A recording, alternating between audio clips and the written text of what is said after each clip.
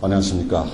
여러분들의 우리 국정원, 경호처죠? 다시, 지금부터.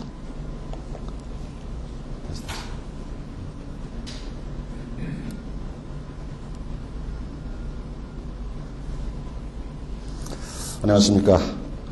경호실 7급, 우리 일반 상식 중에서 국어 한자 부분을 담당하는 양정모입니다. 많이 오셨네요. 100명 정도가 넘은 것 같은데, 그죠? 자, 우리 아마 국정원을 국정원도 그랬을 거예요, 옛날에. 다만 이제 국정원 부분이 올해부터는, 통합, 한국사 논술을 바뀌었기 때문에, 우리 이제 경호처 부분만, 일반 상식에서 배경 문제 시험을 봅니다. 그런데, 그걸 준비를 하면서 여러분들이 가장 고심하는 것이 하나 있을 거예요. 과연 출제 영역이 어디까지일까? 그렇죠? 또 난이도는 어느 정도 있었을까? 물론 그 부분에 문제가 유출이 되지 않기 때문에 정확히 그 부분을 짚어낼 수는 없습니다. 다만 그동안에 나왔던 문제 유형, 그리고 항상 보게 되면은 일반인 공무원들의 7급 수준이다. 이렇게 보통 이제 시험을 본 친구들이 얘기를 합니다. 과연 7급 수준은 그렇다면 국어나 한자는 어떤 수준이 7급 수준이었을까요? 9급은요, 그럼. 그죠? 법원직은. 자, 여기서 여러분한테 중요한 것은 단순한 어떤 수준에 대한 모습보다는 출제 영역에 대한 모습이 더 가까울 것 같아요. 그죠? 네. 그래서, 크게 보면 이제 공무원 과정에서 국어 같은 경우는 그렇습니다. 그걸 이제 비교를 좀 해드릴게요. 자, 크게 보면은 저는 이렇게 이제 분할을 할 텐데요. 자, 문법에 대한 부분. 네. 문학에 대한 비분. 그리고, 네, 우리 비문에 대한 부분. 자, 그리고 마지막 부분이, 네, 어휘 및, 자, 한자, 그리고 한문. 네, 이런 유형입니다. 물론, 일반적인 7급의 유형을 보게 되면은, 이 중에서 가장 많은, 분야, 그러니까 9급도 마찬가지고, 7급도 마찬가지고, 공무원 분야라면은, 이 문법이라든지, 그리고 비문학에 대한 해독 과정이 전체 문제의 거의 80%가 넘습니다. 그런데 우리는 일반 상식 분야에서 포함이 되어 있는 국어 한자거든요. 그러니까 오히려 어떤 개념이라든지 시중에 남아있는 물론 일반 상식 책도 마찬가지겠습니다만은 이 문법이라든지 이 비문학의 독해에 대한 이런 형태들은 오히려 비중 자체가 저는 적다고 봅니다. 오히려 그 중에서는 뭐겠습니까? 네, 우리 경호처에서는 이 문학과 그리고 한자 한문에 대한 이 비중 자체가 거의 대부분일 것이다. 그러면 이 문학에 대한 이 부분도 다시 한번 분포를 보게 되면 물론 이제 문법이 안 나온다는 얘기는 아닙니다. 자, 그 중에서 이제 꼭 여러분들이 일상적으로 써야 할 부분에서 알아둬야 할 것은 제가 좀 정리를 해드리겠습니다. 그럼 이 문학 부분에서는 자, 첫 번째는 네, 문학 네, 일반에 대한 얘기예요. 그러니까 이 문학 일반은 장르에 대한 특징이라든지 또는 우리가 문학의 감상 과정에서 비평 부분이라든지 또는 표현 기법이라든지 네, 이런 부분이 문학 일반에서 나오게 되겠고요. 자, 그 다음에 두 번째는 이제는 문학사와 관련된 문제가 거의 대부분입니다. 우리 책을 보더라도. 그래서 이 문학사 형태는 크게 자, 우리 고전 문학사에 대한 모습하고요. 다음에 세 번째는 네, 현대 문학사와 관련된 그러면 이 문학사와 관련된 부분이라는 것은 어떤 유형이겠습니까? 대부분이. 작품에 대한 얘기 또는 작가에 대한 얘기. 그죠? 네. 이런 것이 단편적으로 나오는 것이 대부분 우리 경호처에서 준비할 유형입니다. 물론 이제 난이도는 좀 차이가 있겠습니다만은. 자, 그리고 이 한자 한문 부분이 또한 다른 분야에 비해서 상당히 많이 출제가 되는 분야죠. 그럼 이 한자 한문 과정에서도 다시 저는 크게 세 파트만 정리를 해드리겠습니다. 자, 우선 첫 번째는 우리가 한자 과정을 읽을 수 있느냐. 쉽게 하세요. 읽을 수 있느냐. 그런데 단순히 읽는 차원만 나온다면 쉽겠죠. 근데 이것을 역으로 바꿔가지고 그러면 쓸 수 있느냐 이제.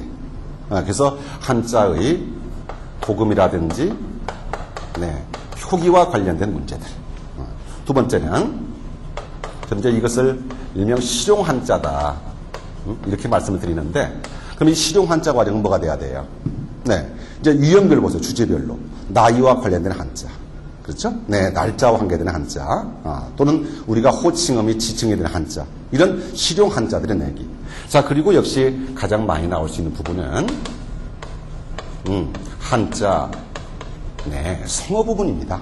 그래서 이 한자 성어도 주제와 관련된 성어도 있겠고요. 동의어 성어, 반의어 성어, 또는 네, 지문을 내놓고는 그와 관련 상황과 어울리는 한자, 또는 괄호를 해가지고 브랭크에서 어떻게 돼요? 그 사이에 들어갈 수 있는 한자, 또는 속담 관련 한자. 네, 이런 부분들이 여기에 포함이 됩니다. 그래서 큰 유형별로 보는데, 자, 다시 한 번 말씀을 드리게 되면은, 오히려 이 비문학에 대한, 그러니까 이런 말 비문학이 뭐예요? 수능 배웠을 때. 논설문 설명은 지문 내놓고 어떤 독해에 대한 문제, 그죠? 네. 그런데 이런 경우는 우리 경호처에서 그 상식 부분에 긴 지문을 주고 그걸 물을 수는 거의 없을 겁니다. 자, 그렇다면은 이 문법 부분에서 네, 기본적인 한글 맞춤법이라든지 표준어라든지 또 이와 관련될 수 있는 띄어쓰기 문 이런 단편적인 부분만 몇 가지 포함시켜서 정리하면 되겠어요. 그래서 제가 거기에 지금 출제 예상 문제를 해가지고, 그냥 긴 질문을 줄 수 없었기 때문에 오늘은 짤막하게 지금 10문제 정도의 형태를 제시를 해봤습니다. 그러면 문제를 하나하나 풀어가면서, 거기서 주의할 점, 그리고 어떤 영역에 포함되는가, 자, 이것을 한번 생각을 해보도록 하겠습니다. 자, 먼저 1번이 문학의 갈래에 대한 설명으로 틀린 것이 무엇이겠습니까? 하는 것인데, 자, 그러면 1번에서는 어떤 유형일까요? 자, 바로 문학, 네, 일반에 대한 얘기다. 네, 크게 보세요. 장르에 대한 특성입니다. 그러면 크게 장르론을 봤었을 때 상위 장르가 있고 하위 장르가 있는데, 이를 말하는 시, 소설, 희곡, 수필 이거지 않습니까? 그죠? 네. 그런데 용어가 조금씩 달라져요.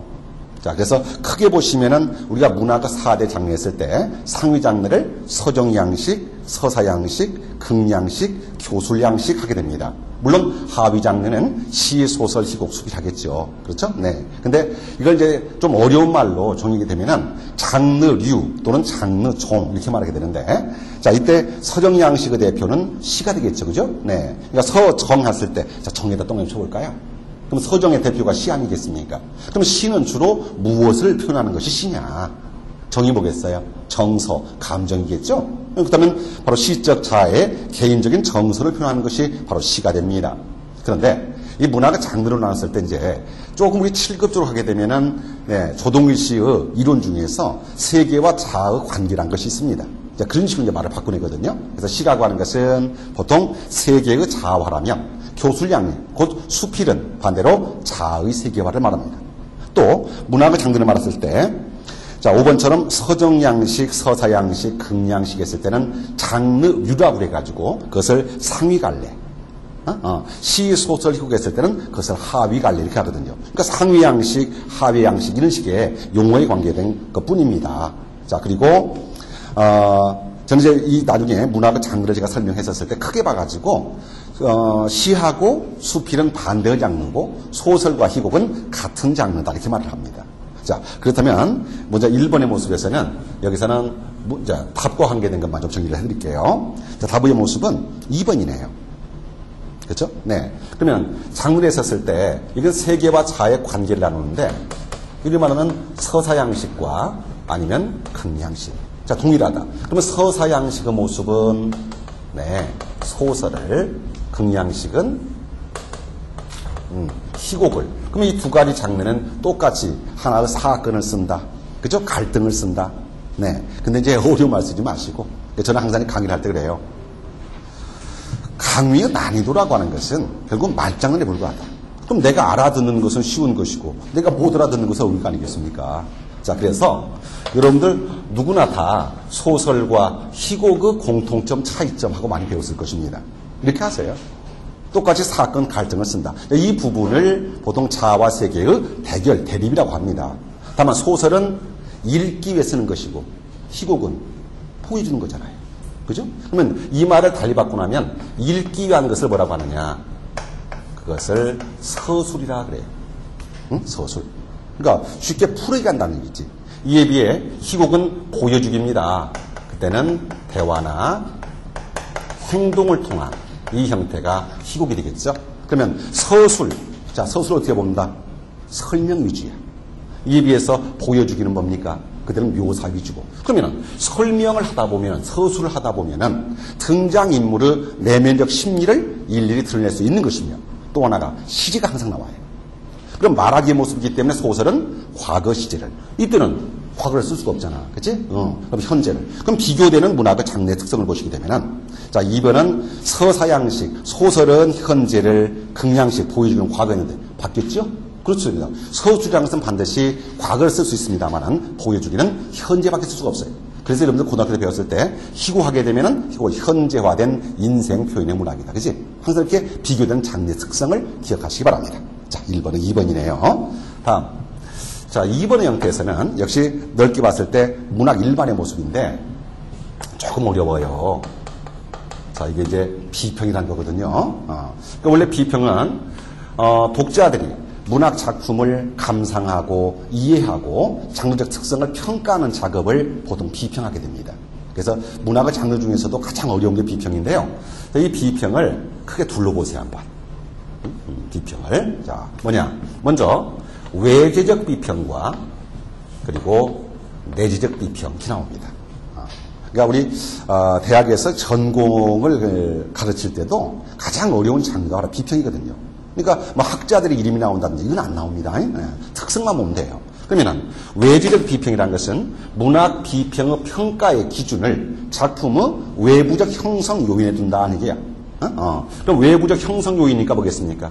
바로 시대 요인이라든지 작가라든지 독자라든지 이런 식의 외부적 형성 요인이라면 이 외지적 비평에 대한 반발로 등장했던 것이 내적 비평으로서 이건 언어학적 비평이에요. 그래서 거기에 나와 있는 자, 역사주의, 심리주의, 그리고 신화비평. 그러니까 1번, 2번, 4번은 넓게 본다면 전부 다 외지적 비평이에요. 입에서 형식주의라든지 구조주의라는 것은 어디에 내적 비평이 포함이 돼요. 자, 근데 그 중에서 다른 거 다 빼버리고요.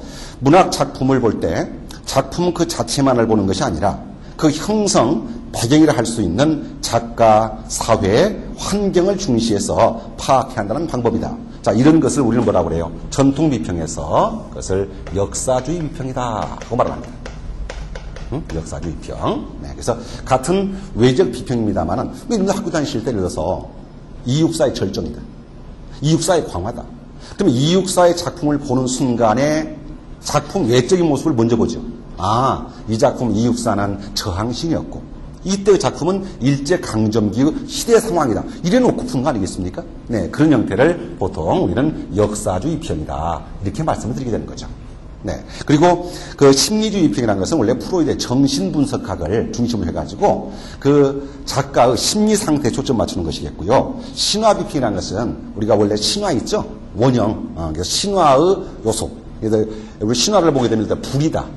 불이라고 하는 것은 보통 생성을 의미한다. 이렇게 신화적 특성에 맞춘다는 거거든요. 네. 이에 비해 내리적 비평이라는 것은 시대 작가 독자 요인을 다 빼는 겁니다. 그 작품 자체를 언어의 유기적 구조로 보는 거예요. 문학 작품을 하나의 언어 예술로 보는 것입니다. 그래서 이제 언어학 쪽이기 때문에 러시아의 형식주의라든지 또는 프랑스의 구조주의 언어학에 초점 맞추는 것이겠죠. 그래서 언어라든지 문체, 형식, 표현 기법, 미적 범주, 그러니까 이 외부인 요소를 다 빼는 겁니다. 이렇게 개념을 중심으로 본다는 겁니다. 네. 자, 그래서 2번의 모습에서는 역사주의 평입니다. 자, 다음에 3번은 자, 이제 표현 기법이지요. 그럼 이 표현 기법이 나왔을 때 쉽게 뭐 은유다, 직유다 그걸 누가 모르겠습니까? 그죠? 네. 특정한 표현 기법이 있어요. 특정한 표현 기법. 그래서 표현 기법이 나온다면 제가 볼 때는 4 이상이 나올 수가 없어요. 자, 그 중에서 가장 많이 나오는 거. 우선 표현된 것과 전달하려는 과정이 모순된 것. 우리 두 가지가 있습니다. 뭐하고 뭐하고요? 그렇죠. 우리 반어가 있습니다. 반어는 어떻게 돼? 아이러니. 자, 그리고 역설 있죠? 네. 패러독스하고 말입니다. 그래서 이 가장 많이 나오는 것이 주로 반어와 역설의 관계였어요. 자, 이 밖에도 우리 중의법이라든지 또 언어 유희라든지, 그죠? 뭐 그 밖에 패러디라든지 이런 식의 표현 기법이 나오는데 가장 많이 나오는 것이 바로 반어와 역설이거든요. 근데 이 중에서도 반어는 반대로 얘기하는 것이고 보통 역설할 때는 뭐라고 합니까? 거슬리게 얘기하는 것이고. 그러니까 표현적, 겉에 표현되는 것이 말이 되는가 안 되는가 봐요. 그죠? 네. 그러면 역설은 말이 거슬리는 것이니까 표현 모습이 논리적으로 말이 안 된다는 것입니다. 그러니까 여기서 3번에서 묻는 것은 자, 이 중에 역설에 포함되지 않는 것, 이걸 묻는 것이죠. 해보세요. 소리 없는 아우성, 황홀한 비에 찬란한 슬픔, 결별이 이룩하는 축복. 이랬을 때는 네, 전부 역설에 포함이 됩니다. 하지만 4번을 보시면요. 해설피 금빛 게으른 울음을 우던 것. 이 시가 어떤 것이 아니라 글쎄. 노래방 가면 많이 배웠잖아요, 여러분들 이거. 안 불러봤어요? 네. 정지용 선생의 바로 향수였습니다. 그럼 이때는 해설빛 금빛 했을 때 금빛은 시각이고 울음은 청각이죠. 네. 그래서 울음이 금빛 같다라고 하는 이것을 공감각적 표현이라고 하는 거야. 그래서 감각의 전이라고 그래가지고 이건 공감각적. 그러니까 항상 이런 모습들은 표현기법은 공통적 모습이 아닌 것을 골라라. 이런 모습이었겠죠. 자, 그 다음에 4번은요. 넓게 본다면은 이것은 문의 사조와 관계된 것입니다. 또 이 현대문학사에서 이 문의 사조가 우리 문단에 도입이 돼가지고 현대문학의 기틀을 완성하게 됩니다. 그때 저 1930년대 자 우리 이제 작가로 문제야 작가로 문제 거기는 그죠? 네. 다음 중 모더니즘 작가가 아닌 사람은 그랬습니다. 그러면 1930년대에 우리 문단에 자, 이 모더니즘이라는 것이 수용이 돼요. 모더니즘이. 그리고 이 모더니즘이 수용됨으로써 우리 문단에 자, 네, 주지파. 그래서 넓게 봤을 때는 모더니즘파 또는 주지파라고 합니다. 근데 모던이 무슨 말인가요? 모던. 모더니즘이니까요. 그래서 원래 서구식으로 보면은 20세기 초 유럽을 중심으로 일어났었던 문학적 혁신 운동을 통칭하는 말이 모더니즘이에요. 하지만 좁게 본다면 우리나라에 수용된 대표적인 모더니즘은 자 보통 그죠?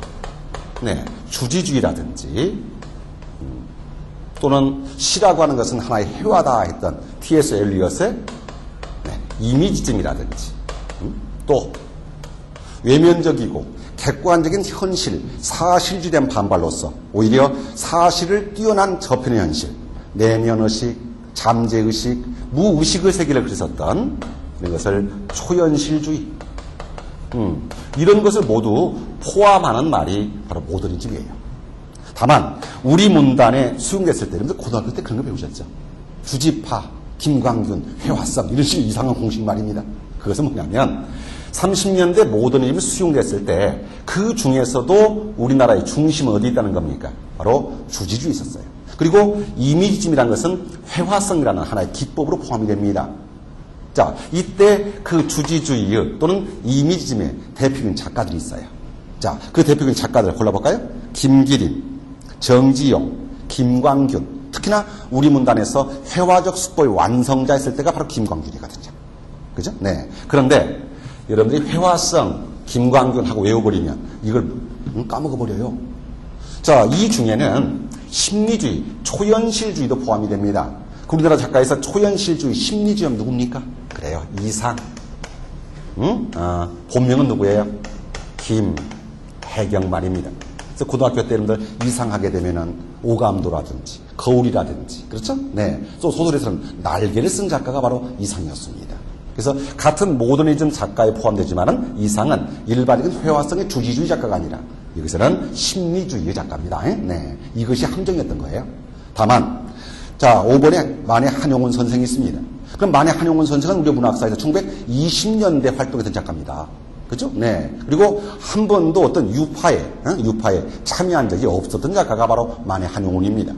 그러니 바로 이 4번의 문제에서는 작가론이라든지 또는 우리 문학사와 관련된 문제의 모습을 포괄적으로 제시를 했던 문제죠. 다음 5번입니다. 5번은 자, 우리 작품입니다, 이제. 그래서 4번은 작가론에 대한 문제였다면은 5번은 이제 작품에 대한 문제겠죠. 그래서 어떤 지문이라든지 또는 해설을 줘놓고 이 작품이 뭡니까 하고 작품의 일반적인 모습을 제시하기도 합니다. 그러니까 넓게 보면은 이 작품은 고전 문학 중에서도 우리가 뭐라고 하냐면 고대 가요라고 그래요. 고대 가요. 그래서 향가, 신라 향가 이전에 있었던 모든 노래를 고대 가요라고 하고, 이때는 문자가 없었기 때문에 구비전승이 되다가 후대 문자로 정착을 하게 됩니다. 그 중에서 대부분의 작품들은 한역이 되거든요. 그 당시 한자밖에 없으니까. 근데 오랫동안 구비되다가 훈민정음 창제 이후 조선 때 와서나 정착했던 유일한 작품이 있습니다. 바로 그 작품이 뭐냐? 그렇죠. 네, 정읍사였어요. 자, 그러면 여러분들 이 정읍사라는 작품의 한번 예전에 알고 있는 거 해볼까? 자, 우선 첫 번째, 백제유일의 현존가요다. 두 번째, 국문표기의 최고가요다. 맞습니까? 네. 세 번째는 배경소라, 행상을 나간 남편. 그러니까 이 정읍사라는 작품이 지금으로 보면은 어느 백제니까 백제 중에서 어느 쪽입니까 이게? 정읍 쪽입니다 지금. 그러니까 전주시장을 나갔어요. 전주시장에 남편이 장사를 하고 나갔는데, 그러면 아내 입장에서는 어떻게 돼요? 장사 나갔으니까 남편의 무사귀환을 빚고 아니겠습니까? 네, 그래서 배경설화는 행상 나간 남편을 기다리다가 선체로 돌이 되었다. 이걸 뭐라고 하죠? 그 돌을 망부석이라고 그래요. 그래서 망부석의 배경설화와 관련되어 있고요. 이 밖에도 형식상 시조 예능과 관련되어 있고. 그러니 이건 백제의 노래, 고대 가요니까 백제의 노래였으면서도 훈민정음으로 기록된 그 시기가 조선 때란 말입니다. 그러니 조선 때 우리 훈민정음으로 국문으로 정착을 하게 되면은 이것은 고려 가요 속에도 포함이 돼요. 그래서 백제의 노래 고대 가요였으면서도 고려 가요, 고려 소교 속에도 포함된 유일한 노래가 바로 정읍사입니다. 그런데 우리가 문화가 갈래를 봤을 때 이건 남편의 무사 귀환을 빌고 있는 노래니까 당연히 서정양식이잖아요. 그죠? 네. 근데 이 작품이 주술성을 지닌 집단적인 노래다. 주술성이 왜 필요하겠습니까? 그럼 고대 가요 중에서 여러분들 주술성을 지닌 최초의 집단 가요가 뭐였었죠, 우리나라에? 바로 그 작품이 구지가입니다. 그죠? 네. 일단은 저 같은 고대 가요인데 정읍사와 구지가를 구분할 수 있겠습니까? 그는 작품의 특성은 어떤 문제죠? 그래서 작가론이냐, 작품론이냐 했습니까? 자, 그 다음에 6번, 7번 보겠습니다. 그러니까 예전 여러분들 이제 국정원에도 보게 되면은 그 안에 상식 속에서 국어가 있었지 않습니까? 그죠? 네. 근데 그동안에 보게 되면은 이런 문법과 관계된 문제들은 거의 나오지 않았다. 그지? 근데 지금 보다 보면은 오히려 이 현장에서 필요한 지식 중에 하나가 뭐야? 문법 지식이지 않습니까? 그래서 문법 지식 중에서도 기초를 해놔야 돼요, 여러분들이. 한글 맞춤법, 표준어 규정, 표준 발음법, 띄어쓰기, 그죠? 거기다 뭐 넓게 본다면 외래어 표기, 로마자 표기, 문장부, 이런 거 다 포함이 되겠습니다. 자, 그 중에서 제가, 두 문제만 제시를 해봤어요. 자, 그럼 6번 부분에서 표기 중에 여러분들 늘 쓰는 표 있잖아, 그거. 그 중에 대표인 거, 어떤 거? 자, 오늘은 깊이를 할 필요는 없으니까 유형 파악만 해드릴게요. 자, 이 부분은 한글 맞춤법 문제입니다. 그러면 이 한글 맞춤법 중에서도 우리가 가장 많이 쓰는 것이 뭐야? 사이시옷입니다. 사이시옷. 근데 이 사이시옷을 쓰는 기초가 뭐냐면 반드시, 그렇죠, 합성 명사라야 한다. 하나 잠깐 예를 들어볼까요? 햇님이라고 씁니까? 아니면 해님이라고 씁니까? 나라님이 맞습니까? 나라님이 맞습니까? 그거 쉬웠습니까? 안 씁니까? 예, 이거 쓰라면요. 지금도요. 분명 햇님, 나라님 다 쓰고 있습니다. 틀렸습니다. 그러니까 이런 문제들은 원리를 아셔야 되겠고, 또 문제의 출제자들은 여러분들이 어떤 원리나 개념도 없이 일상적으로 쓰는 말들 있지 않습니까? 네, 틀리라고 주라, 틀리라고. 절대 문제에서는 친절을 베풀지 않는다. 맞죠? 네. 가급적 어떻게 틀리라고 주는 거죠. 예. 이때 합성명사니까 사이시를 쓰기 위해서는 반드시 명사와 명사가 이렇게 결합이 돼야 돼요. 맞습니까? 네. 그렇다면 이건 왜 해하고 나라는 명사지만 님이라고 하는 것은 존칭 전미사라고 그래요. 이건 합성가 아니라 이를 파생을 하고 부릅니다. 그러니 절대 사이시를 쓸 수가 없는 거예요. 그러니까 표기나 발음이나 해님, 나라님 해야 되는 것입니다. 그런데 그러면 합성명사를 이루게 되었을 때 어원을 보시게 되면 크게 세 가지가 있겠죠. 자, 순 우리말끼리 합성. 두 번째는 순 우리말과 한자의 합성. 세 번째는 그렇죠. 한자끼리만 이루어진 합성. 이렇게 세 가지 방법이 있는데 89년 3월 1일부터 시행되고 있는 현행 한글 맞춤법 통일안을 보게 되면 이 중에서 자, 요것만 기억하세요. 네. 순 우리말끼리 순 한자 이건 옛날하고 똑같습니다. 그런데 개정 내용이 뭐냐? 그렇죠. 네. 한자끼리만 이루어진 합성일 경우 자, 이것은 바로 개정 내용이거든요. 여러분들 이거 한번 해볼래요?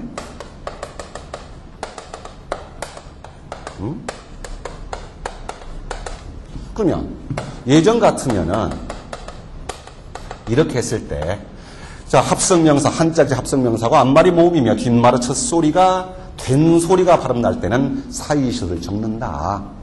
여러분들 초점 대꾸할 때 지금 시옷 적어요 안 적어요? 지금도 안 적어놓으면 오히려 이상하지 않습니까? 89년이 바뀌었습니다.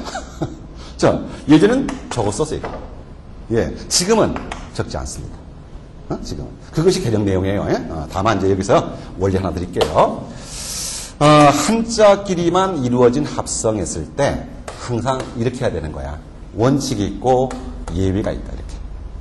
그럼 원칙이라는 것은 인정한다, 안 한다? 인정하지 않는다. 됐죠? 네. 다만 예외는 한자끼리 이루어진 합성 중에 사이시옷을 인정했던 예외가 몇 가지냐? 딱 6가지. 6가지. 그 중에서도 이 음절 두 글자로 된 것만 인정합니다. 그 6가지의 예외 한번 여러분들 공부했었습니까? 외워볼까요? 자, 저는 이렇게 외우라고 그래요. 3, 2, 1로 외워라. 그래야 절대 까먹지 않습니다. 그러면 두 글자로 된 6가지. 3 했을 때는 뭐냐? 뒤에가 칸 하고 끝나는 거. 셋. 불러봐요. 찻간, 곶간, 네, 퇴간. 또, 이하고 끝나는 것은 수가 들어간 수, 한자로. 앞에 하나, 뒤에 하나. 앞에 들어가는 것은 숫자고, 뒤에 들어가는 것은 횟수고. 일은 딱 하나 들어갑니다. 방 들어간 거. 어떤 거? 새빵. 그러니까 이 6가지 속에 포함된 게 아닌 걸 골라라 하는 뜻입니다. 뭐가 되겠어, 답이 그럼? 답은요? 내과 있겠죠? 5번입니다. 그러니까 내과, 외과, 치과 할 때 절대 지금은 시옷 쓰지 않습니다. 그런데 이제 나중에 공부할 때 가르쳐 드릴게요. 여기에 6개만 인정하는데 이제 함정 어디다 파느냐? 몇 음절? 2음절 두 글자로 된 것 중 6가지만 그런단 말이야. 6가지만 두 글자로. 그러니 새빵은 분명 인정하지만 전새빵은 인정할 수가 없습니다. 왜요? 3글자잖아 그거. 그죠? 3음절로 된 것은 안 돼요. 착가는 인정하지만은 기착가는 인정할 수가 없습니다. 그런데 이제 함정이라고 3글자만 안 되는구나. 그런데 전새집 할 때는 3글자인데 시옷 쓰거든요. 사글새빵 할 때는 시옷 쓰거든요, 그거. 그때 이제 여러분들이 고유어가 뭔지, 한자가 뭔지, 네, 그걸 판단하셔야 이걸 쓸 수가 있는 것입니다. 자, 그때 나중에 가르쳐 드릴게요. 자, 다음에, 7번에서도 역시 표기법 중 틀린 거. 자, 읽어볼까요? 네. 7번에서는 이제 표기법을 말씀드렸는데, 이 원리를 제가 이렇게 드릴까요? 자, 이런 원리가 있어야 돼요. 이형부사다. 그러니까 오늘 이를 쓸래, 히를 쓸래 있잖아요. 많이 틀립니다. 이 쓸래, 히 쓸래. 정확 이가 맞습니까? 정확 히가 맞습니까? 솔직 입니까? 솔직 히입니까? 깨끗 입니까? 깨끗 히입니까? 다 원리가 있어요. 예. 이때 원리는 가장 쉽게 할까요? 좋아요. 가장 쉽게. 그 뒤에다가, 어근 뒤에다가 전미사 하다를 붙여봐요, 한번. 하다. 그러면 하다를 붙였을 때 하다를 쓸 수 있는 경우가 있고 하다를 쓸 수 없는 경우가 있어요. 그러면 하다를 쓸 수 있다면 당연하게 하다니까 뭘 쓰겠습니까? 그렇죠. 히를 쓰죠. 정확하다, 정확히. 솔직하다, 솔직히. 맞죠? 근데 하다를 쓸 수가 없다면 그때는 뭘 써야 돼요? 네, 이를 써야 돼요. 여러분들 많이, 높이, 넓이 할 때 어떻게 돼요? 이 쓰지 히 안 쓰잖아요. 많하다, 적하다, 헛되하다 안 되거든요. 자, 근데 이렇게만 나오면 아주 쉽잖아요. 근데 이제 함정은 뭐겠습니까? 네. 하다를 쓸 수 있습니다. 있어요. 그런데도 네, 히를 쓰지 않고 이를 쓰는 경우. 또 이런 식의 이제 예비가 나오잖아요. 그게 헷갈리죠. 그때 대표적인 것이 뭔지 아십니까? 하다를 붙일 수 있는데도 이를 쓰는 거. 주로 많이 쓰는 거야, 이거.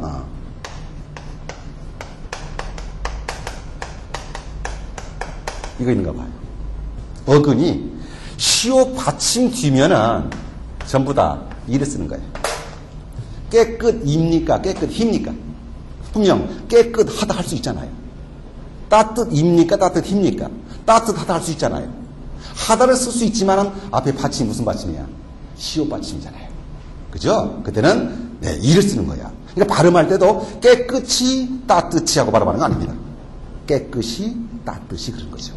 자, 이제 이런 원리인데요. 자, 그 중에서 예를 들어서 2번 볼게요. 버젓하다 할 수 있습니까? 네. 근데 그게 이가 맞습니까? 희가 맞습니까? 이때는 무조건 다 이 쓰세요. 이런 원리입니다. 자, 이 중에 이제 근데 5번을 보면은 조용하다. 어때요? 조용하다니까 당연히 희를 썼겠죠. 다만 이제 나머지를 설명한다면은요. 자, 4번 볼게요, 잠깐.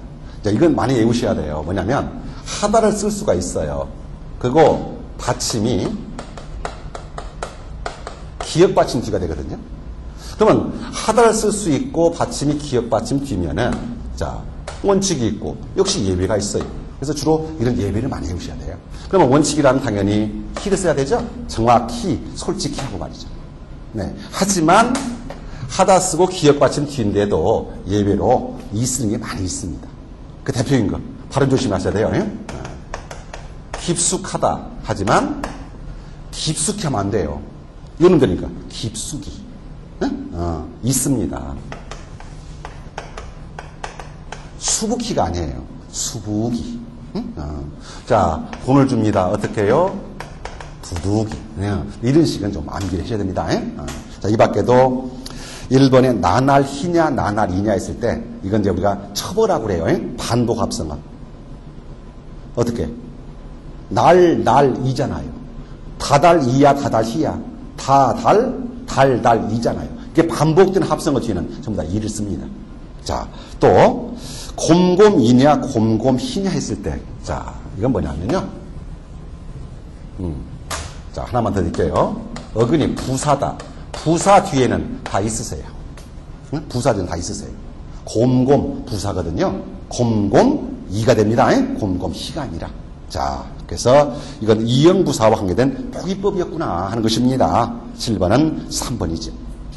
자, 그 다음에 이제 8번, 9번, 10번. 자, 아까 말씀드린 대로 이제 한자, 한문이라는 얘기입니다만은 그 한자 중에서도 자, 한자 중에서도 자, 이것은 실용 한자다.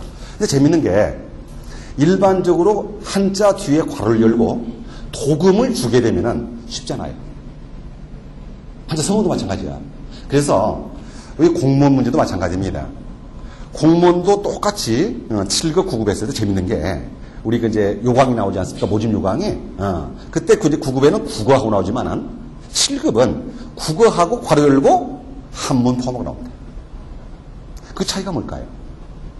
그러면 과연 9급은 그러면 예를 들어서 공무원 9급은 한자 안 나옵니까? 나와요. 근데 가장 큰 차이가요. 괄호 열고 도금을 안 줍니다. 7급은요. 그러니까 한자를 못 읽어 틀리는 경우가 대부분입니다. 자, 그러면 8번에서는요. 여기서는 실용 한자 중에서도 어느 것이 아시겠어요? 날짜입니다. 날짜. 그래서 우리 날짜와 관련된 한자입니다. 거기 나온 거 한번 해볼까? 몇 가지만요? 자, 그러면 우리 날짜 그랬을 때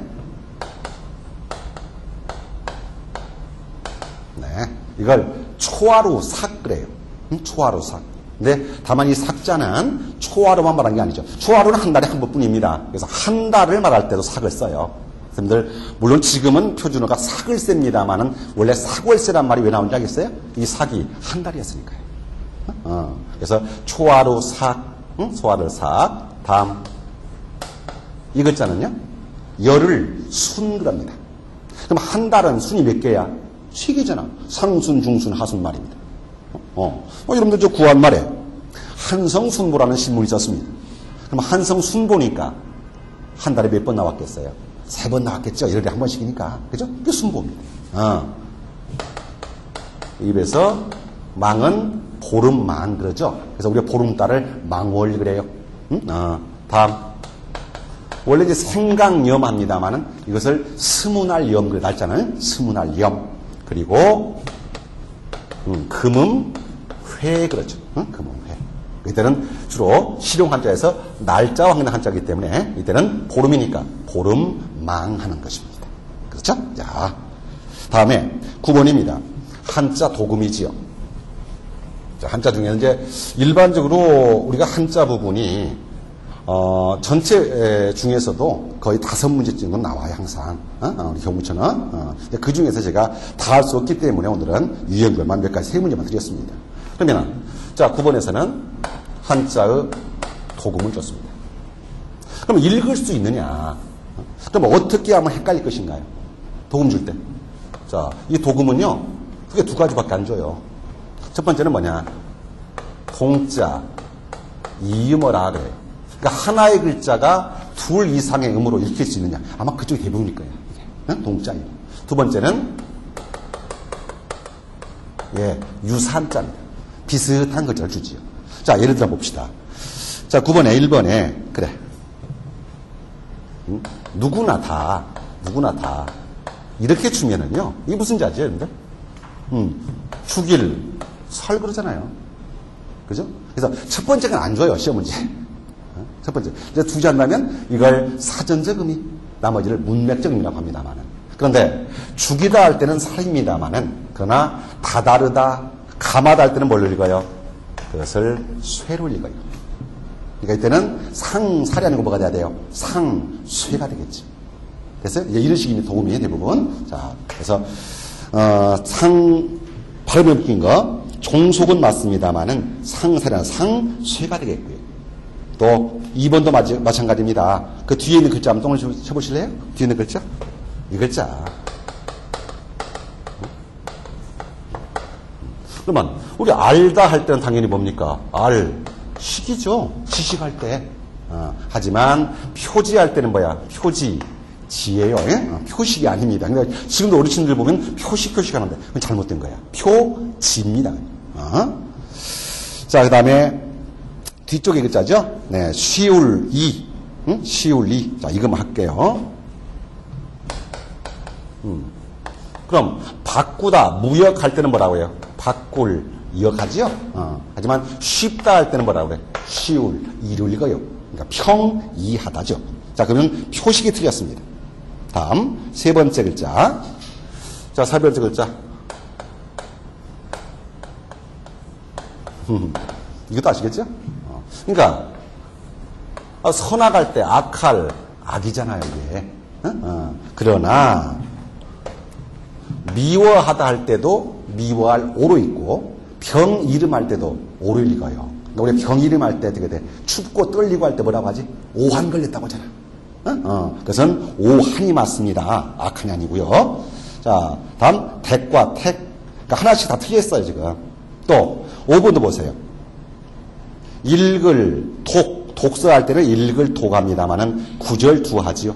또 북역북합니다만은 패배할 배로 읽어요. 패북이 아니야. 패배. 자, 답 맞는 것은 4번입니다. 그러면 그 4번 중에서도 자, 뒤에 거 동그라미. 목구멍 할 때는 목구멍 인 그래요.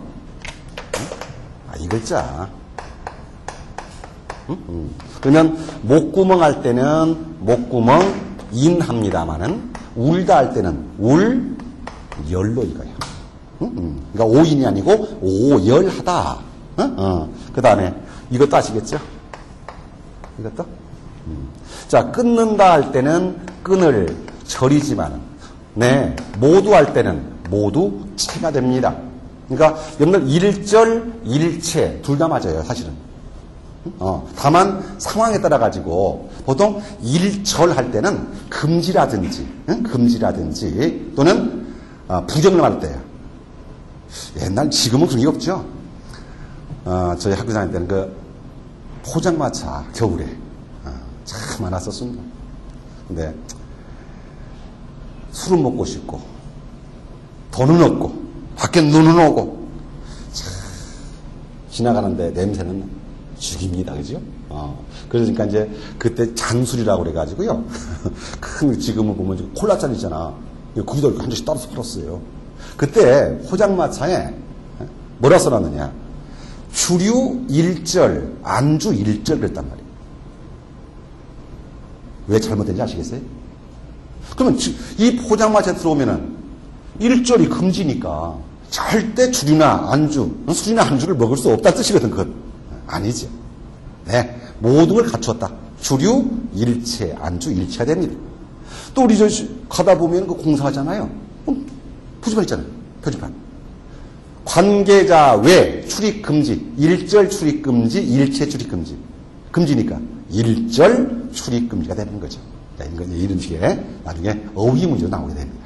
자, 그래서 도금 문제 나왔을 때는 전부 대부분이 동자, 이음, 하나의 글자가 둘 이상의 의미나 뜻을 쓸 수 있는 걸 고르는 것입니다. 자, 마지막이 10번은 이제 한자 성어입니다. 자, 거기 읽어줄까요? 자, 그래서 제가 오늘 강의는 사실 안 해드리려고 했었어요. 유형만 판단하려고. 근데 또 우리 100명 넘게 왔는데, 그냥 넘어갈 수가 없지 않습니까, 제가. 그래서 앞으로 제가 강의를 했을 때 이렇게 할 것이다 하는, 그 유형을 좀 제시를 했습니다. 강의가 좀 재미없어도, 제가 이렇게 웃으면 따라서 좀 웃어야 돼요. 한자 성어를 속담으로, 그래서 이제 이 한자 성어 문제도 항상 나와요, 이건요.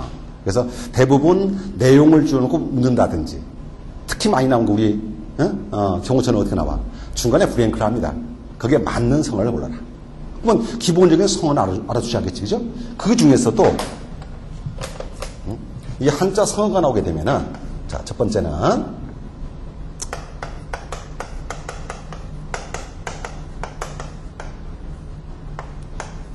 네, 고사 관련 성어 있죠, 고사.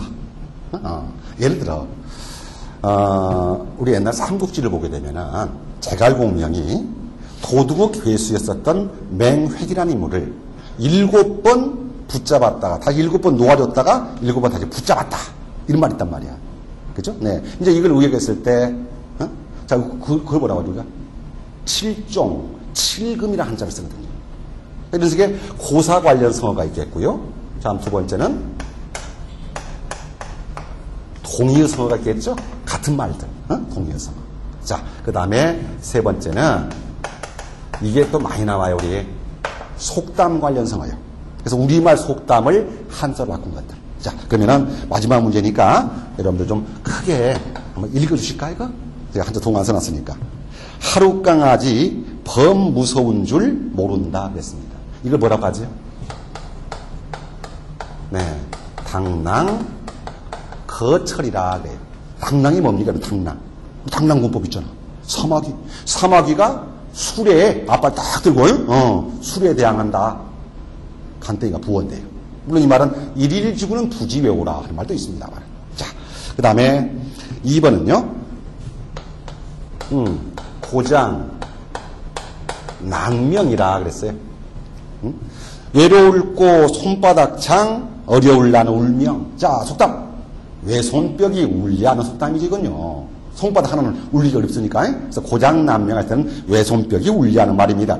천리길도 한 걸음부터 하는 것은 그게 아니고, 자, 오를 등, 높을 고, 등고, 네. 그래서 높은 곳에 오르려면은, 낮은 곳으로부터 등고잡이란 말을 쓸 때 천리길도 한 걸음부터라고 쓰는 거죠. 자, 나머지는요. 자, 3번은요. 3번은 여반장이다. 뭐 먹고 같다. 손바닥을 뒤지는 것 같다. 네, 매우 쉽다. 누운 소 타기, 땅지고 헤엄치기, 그죠? 식은 죽 먹기. 다음 4번입니다. 4번은요. 권불 10년이라 들어보셨어요? 안 들어봤습니까? 화무 11홍이요 권불 10년이라 그랬어요. 열을 붉은 꽃 없고, 그지? 10년 넘는 권력 없다는 것이죠. 달도 차면 기우는 법입니다. 네, 달도 차면 기운다. 자, 마지막이 5번은 간어, 제, 초라 그랬거든요. 예. 그러니까 제나라와 초나라 강대국 사이에 끼어 있는 나라는 어떻게 돼요? 피해를 받겠죠? 그래서 원래 이제 간어제초라는 말보다는, 이걸 경전, 하사라 하는 말입니다. 고래 싸움에 새우 등 터진다. 고래경자에 새우 하자 쓰거든요. 그렇죠? 이렇게 속담을 다만 우리 경호처 7급할 때 조심할 게 뭐라고요? 한자 한문 이름들을 영어보다 더 어려워하잖아요.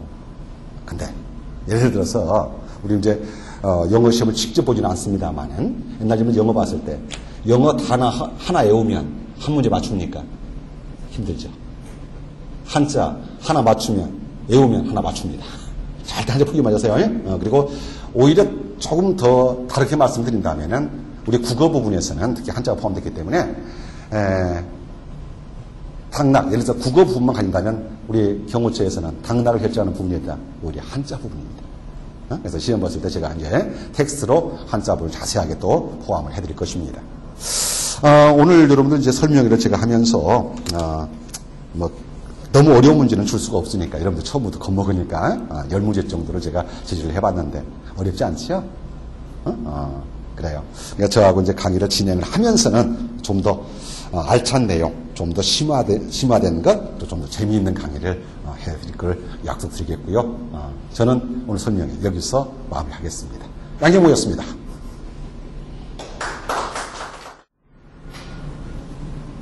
안녕하십니까. 좀 활기찬 모습으로 오네. 여러분들이 시험을 잘 준비를 해야 되는데, 그리고 또 합격을 해야 되는데, 저는 여러분 시험 과목 중에서 경호법규하고 경호학을 담당하고 있는 김병고입니다. 경호법규, 경호학. 여러분 토탈 종합으로 해서 100문제가 출제되고 있죠? 예? 100문제가 출제되고 있는데, 그 중에서 경호학이나 경호법규에 관련된 문제가 10문제에서 한 12문제 정도 출제가 됩니다. 10문제에서 12문제.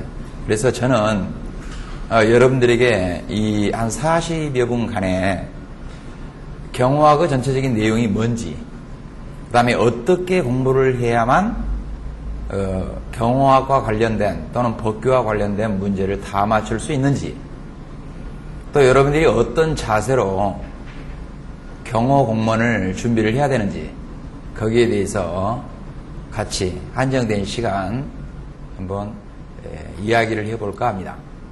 자, 그러면요, 금방이 우리 대통령 경호실에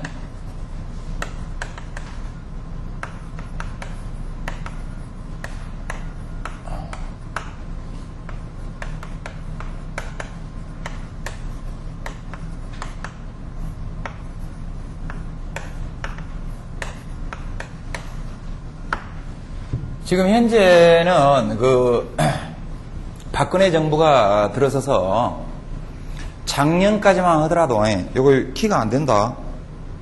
이거 나옵니까, 이거? 마이크 나와요? 작년까지만 하더라도 이 대통령 경호실에 경호처라는 직제가 있었어요. 근데 처가 폐지되고 격을 낮췄습니다. 대통령 경호실이라고. 알았죠? 대통령 경호실에 보니까 조직의 편제를 보니까 대통령 경호실장이 있고, 조직 편제를 보니까 실장이 있고, 그 아래에 차장을 한 명 두고 있어요. 차장. 차장을 한 명, 일명을 두고 있고요. 이것도 일명이죠. 일명을 이렇게 두고 있고요. 실장 일명, 그 아래 차장을 한 명 두고 있고, 이 밑에가 뭐냐면 1급부터서 9급까지 이렇게 경호 공무원을 두고 있죠. 1급은 경호관리관이라고 해요. 경호관리관. 1급이. 2급이 경호이사관이죠. 경호이사관. 상급이 경호 부의사관입니다. 4급이 경호 서기관이에요. 서기관. 5급이 경호 사무관이죠. 5급이 경호 사무관입니다. 6급이 경호 서기, 주사.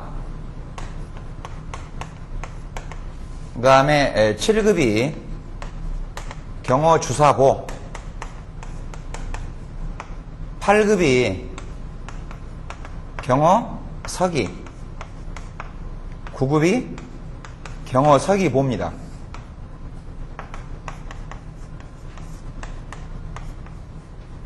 자, 지금 공개 채용을 여러분들이 그 시험에서 특별 채용으로 공개 채용을 하고자 하는 것은 지금 7급 경호 주사보예요. 여러분이 응시하고자 하는 그런 시험은 경호 7급 주사보다 이거예요. 자, 여기에서부터 1급부터서 여기에 5급까지를 경호관이라고 합니다. 경호관. 경호관이라는 명칭을 쓰죠. 그 다음에 여기를 경호사라고 해요.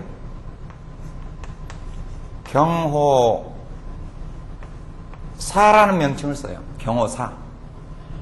1급부터 5급까지는 임명권자가 누구냐? 임명권자. 임명권자가 여기는 대통령입니다. 대통령. 이게 모든 대한민국 모든 공무원에 어떤 직종이 됐든 모든 공무원에 1급부터 5급까지는 대통령이 임명권자입니다. 알았죠? 대답 맞네. 알았죠? 네. 근데 이 6급부터서 9급까지는 누가 임명권자냐? 이 사람이 임명권자입니다. 경호실장이. 경호실장이 임명권자예요. 즉, 각 부처에서는 각 부처 장관이 임용권자거든. 여기는 각 부처 장관격에 해당하거든. 근데 이 사람은 그 지금 경호실장은 장관인, 처장일 때는, 경호처일 때 그 처장일 때는 장관급이지만 이 사람은 차관급이거든. 경호에서 최고 순회죠. 최고 우두머리. 경호실장이에요. 지금 현재 이렇게 지금 우리 그 대한민국 대통령 경호실의 직제가 이렇게 편제가 되어 있습니다. 여러분들은 7급 주사보다 여기에 공개 채용을 하려고 하는 거죠. 근데 여기에 높습니까? 낮습니까? 대단히 높은 거죠. 지금 그 현재 경찰 공무원에서는 여기가 순경이죠. 순경. 경장 경사가 이게 8급입니다. 7급이 누구냐면 경위예요. 경위. 경위하면 저기 파출소 소장. 지구대 대장은 말똥 2개. 파출소 소장은 말똥 1. 경위입니다. 경위급이니까 아주 높은 거죠. 높은 거니까 전문적이고 열심히 준비해야 되겠죠? 지금 여러분 주먹구구식으로 이 7급 정도 지금 국가직 그 7급 시험을 갖다가 그 시험 문제를 아주 그 주먹구구식으로 준비해가지고 단실 내에 합격 못합니다. 여러분이 마음을 완전히 다른 거 다 전폐하고 4개월 정도 집중적으로 공부해야 합니다. 집중. 오직 이것만 생각해야 돼요. 밥 먹고 잘 때만 빼고 나머지는 전부 이것 생각만 해야 됩니다. 그래야지만 합격입니다. 그리고 강의를 철저히 들어줘야 돼요. 여러분 오늘 금방 전 시간에 그 양 박사가 그 국어 담당 선생님으로서 그 100문제 중에서 한 10여 문제가량이 출제되고 있는 국어 한자 이 부분에 대해서 설명을 해줬죠. 자, 그런데 우리는 뭐가 중요한지를 수험생들은 전혀 모르고 공부를 하니까 시험에 합격이 잘 안 된다는 겁니다. 시험에 합격하기 위해서는 꼭 전문적인 선생의 바로 전문적인 지도를 받으면서 학습 방향을 잡고 그거에 관해서 열심히 공부하면 합격해요. 문제를 놓치지 않는다는 거죠. 자, 그러면요. 전원이 다른 과목과 틀리 우리는 딱 정해졌습니다. 우리 이 김 선생이 맡고 있는 여기 우리 경호 법규하고요. 이 경호 법규하고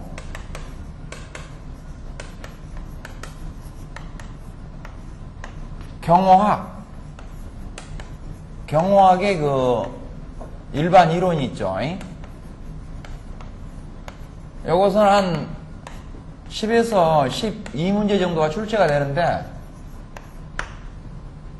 저는 이 수업 시간에 아주 여러분들이 편안한 마음으로, 그러면서도 전문적으로 이렇게 수업을 진행할까 해요. 제가 2개월 정도의 24시간이 주어지거든, 24시간. 24시간이 주어지는데, 이 24시간 내용을 여러분들이 꼼꼼하게 정리만 한다면, 여기에 관련된 문제는 다 맞출 수 있습니다. 복습할 필요도 없습니다. 수업 시간에 알고 느끼고, 수업 시간에 정리하면 돼요. 얼마나 쉽냐면요. 경호학이다 그럴 때 경호학 이렇게 적어졌다 이거지. 경호학. 근데 경호학이 뭐냐? 너무 어렵게 추상적으로 생각하면 안 돼요. 경호를 다루는 학문이 경호학이거든. 경호를 다루는 학문. 요게 경호학이라고. 경호학이란 무엇을 다루는 학문이라고요? 경호를 다루는 학문이다 이게. 그러면 경호라는 것이 도대체 뭐냐? 요걸 다루는 학문이 경호학인데, 이 경호라는 것이 뭐냐? 이 경자는 이 살필 경자를 쓰거든. 경찰할 때 경차입니다. 알았죠? 경찰할 때 경차. 살필 경자죠. 이렇게 경찰할 때 경자거든. 호자는 안전을 보호한다 해서 보호할 호자거든. 보호할 호자. 말씀은 변했다가 이거죠. 보호할 호자. 이게 학문이 뭐냐면 경호학이거든. 이것과 이것을 다루는 학문이다 이거지. 경과 호를 다루는 학문. 그러면 이게 경은 어디에서 나온 거냐면 경비에서 나온 글자입니다. 경비란 글자에서 이 경을 따왔다는 거죠. 그 다음에 호는 보위한다 이거죠. 보위. 신변을 보호한다. 그때 호자거든. 그래서 이게 보위라는 글자에서 보호라는 글자에서 호자를 따온 거죠. 이렇게 보호한다 해서 호자를 따온 거거든. 그러니까 경비와 보호를 합해서 경호라 그래요. 경비는 뭘 경비한단 말이냐? 물적 설비를 경비한단 말이죠. 물적 설비. 그러죠? 청와대 그러면 청와대라는 물적 설비가 있죠. 그 물적 설비를 경비한다는 말이죠. 알았죠? 그래야 물적 설비를 경비함으로써 안전활동을 해나가는 것. 이것이 경비거든. 보호한다는 것은 뭘 보호한다는 말이죠? 신변을 보호한다는 말이죠. 대통령이나 또는 대통령 당사자나 외국에서 대한민국을 방문하고 있는 외국 원수나 행정부 수반이나 전직 대통령이나 이런 신변 안전, 이런 신변 안전을 보호하는 이런 활동을 인적인 요소죠. 인적인 요소. 물적인 요소와 인적인 요소를 경비하고 보호하는 그런 학문. 이런 학문은 그래서 단일 학문이고 순수 학문일까요? 정합 학문이고 응용 학문일까요? 경호학이라는 학문적인 성격은 단순한 순수 학문이 아닙니다. 즉 윤리학이나 윤리학, 철학 이런 것은 진리 그 자체만을 탐구하는 학문이거든. 그러니까 순수학이다. 순수학문. 근데 경호학은 순수학문이 아니죠. 여기에 나온 많은 지식이나 진리를 통해서 사람의 신변을 보호하고 물적 설비를 경비해 나가는 그런 데 활용하기 위한 학문이지. 그래서 응용과학이라고 한 거죠. 응용과학이다 이게. 순수과학이 아니라. 그리고 단일한 그런 학문이 아니라 다양한 학문의 지식이나 접근 방법, 논리적인 체계 이런 것들을 막 동원하거든. 그래서 정치학도 지식도 필요할 거이고 또 아니면 이 행정학 지식도 필요할 거이고 경영학 지식도 필요할 거이고 다양한 학문적인 이런 지식들을 다 동원하거든. 그래서 종합학문적 성격을 지니고 있죠. 경호학은 단순한 학문이 아니다 이거예요. 순수과학이 아니라는 겁니다. 그런 진리나 지식을 활용해서 바로 사람의 신변을 보호하고 또는 물적 설비를 경비해 나가는데 활용하기 위한 학문이죠.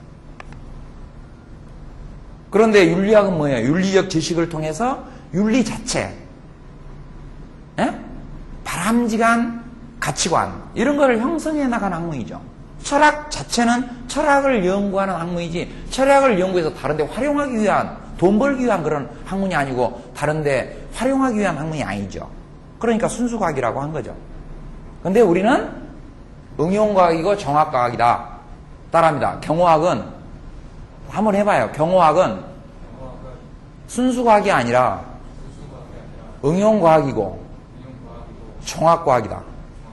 그렇습니다. 그러면요, 잠깐 우리는 이게 경자와 호자를 갖다가 알았어요. 경자와 호자를 알았다 이거. 이걸 다루는 학문이 경호학이다 이거지. 그러면 자 이렇게 보니까 이게 뭐다 그랬어요? 이게 경호활동이라는 거지. 경호활동. 우리가 활동이란 말은 경호작용이다 그런 거지. 경호작용. 이거 뭐가 뭐가 있다 그랬어요? 경비와 신변보호활동이 있다 그랬죠. 1번과 경비라는 이런 활동하고 신변보호활동이 있다 이 말이지. 신변보호활동이 있지. 그러면 이것을 뭐라고 이야기냐면 경호 주체이고 경호 주체. 경호원이죠. 경호원. 경호 주체 경호원이다 이거지. 이것이. 그러겠죠? 근데 경호 주체 경호원은 한 명으로 구성되어 있어요? 아니면 2명 이상으로 구성되어 있어요? 2명 이상으로 구성되어 있죠? 왜 2명 이상으로 구성되어 있죠? 왜 2명 이상으로 구성시켜놨어? 보다 이런 경호 활동을 통해서 그런 경비나 신변보호라는 이런 경호작용을 보다 적은 비용을 들여서 보다 효율적으로 목표를 달성해 나가려면 적은 시간과 노력과 비용을 들여서 효율적인 목표, 이런 효율적인 목표를 달성해 나가려면 한 사람보다는 2인 이상의 협동체라는 조직에 의해서 경호활동, 경호작용을 해나간 것이 바람직하다는 겁니다.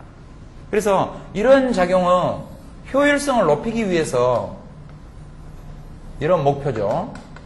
이런 목표라는 이런 효율성을 높이기 위해서 이렇게 경호 조직이 필요한 것이죠. 경호 조직. 경호 조직이 이렇게 필요한 것이죠. 그래서 이걸 경호 주체라고 그러지. 경호 조직에 의한 조직적인 그런 단위 활동이 경호 활동이다 하는 거죠. 개인적인 경호 활동이 아니라. 알겠습니까? 한 사람이 경호 활동을 할 때 바로 이 경호의 효율성을 높일 수 있어요. 2사람 이상이 할 때 그래요. 2사람 이상이 할 때. 그러니까 경호 활동, 경호작용은 개인적인 활동이다 아니면 조직적인 부대 활동이다? 조직적인 부대 활동이다 하는 거지. 조직적인 부대 활동. 그것이 보다 합리적이고 효율적이다는 거지. 알았죠? 그럼 누구에 대해서 하냐? 이것을 뭐라고 하죠? 이것을 여기는 경호 주체면 여기는 경호 격체겠네.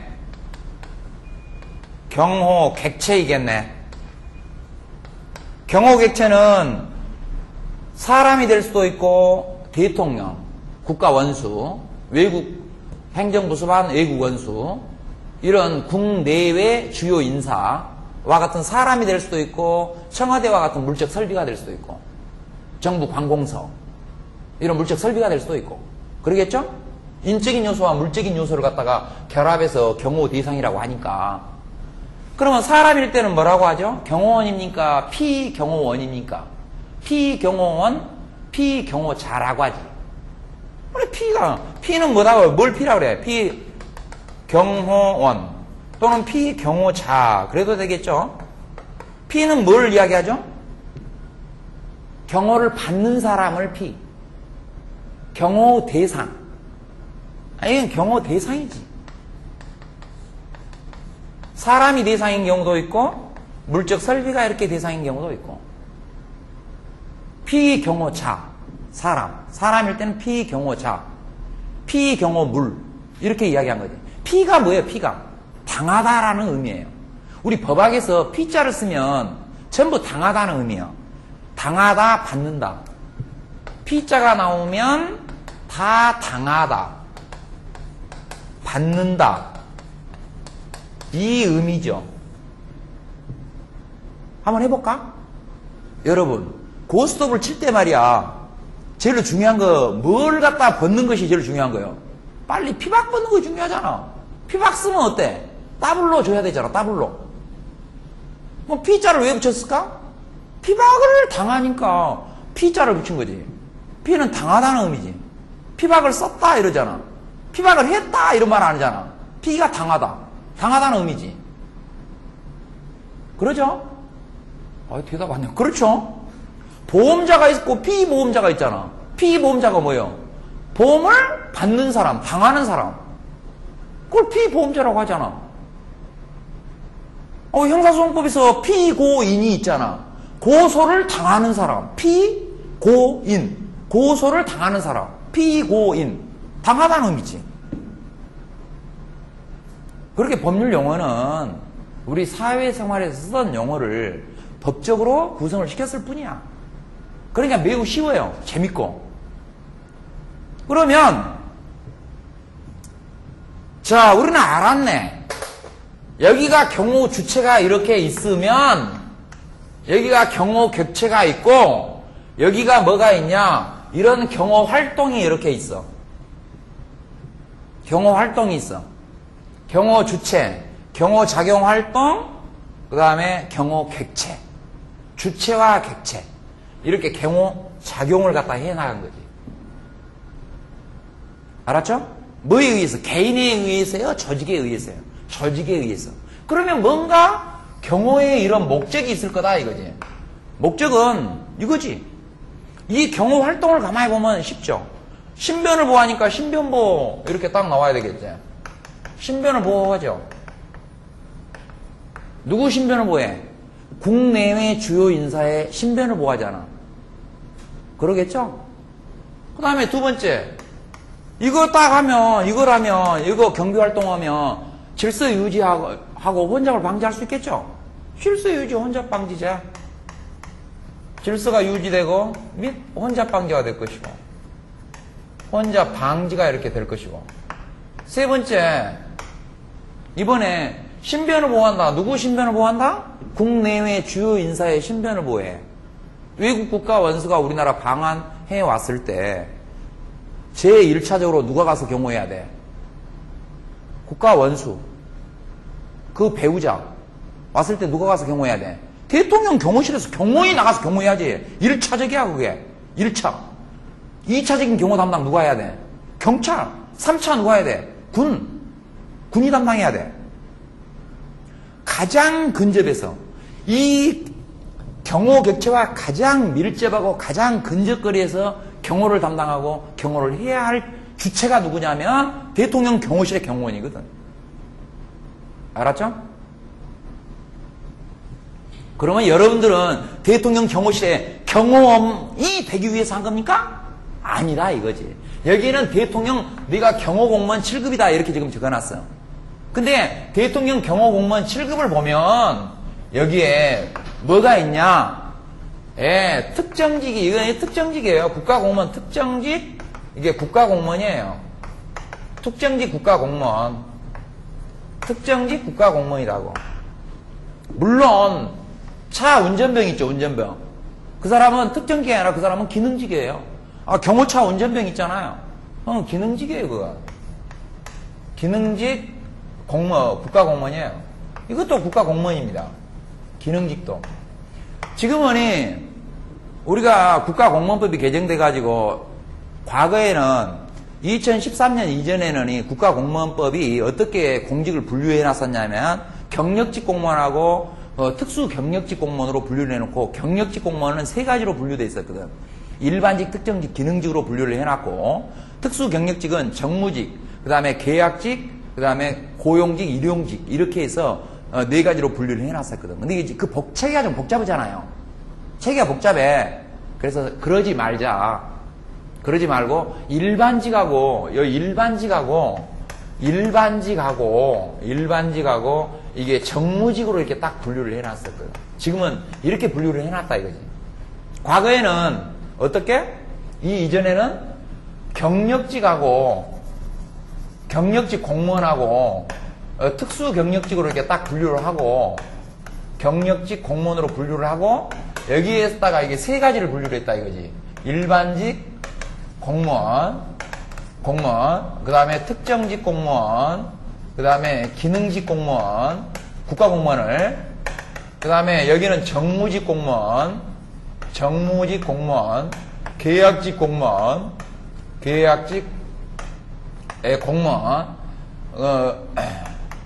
별정직 공무원, 일용직 공무원, 이렇게 구별을 이렇게 했었다 이거지. 근데 지금은 그러지 않아요.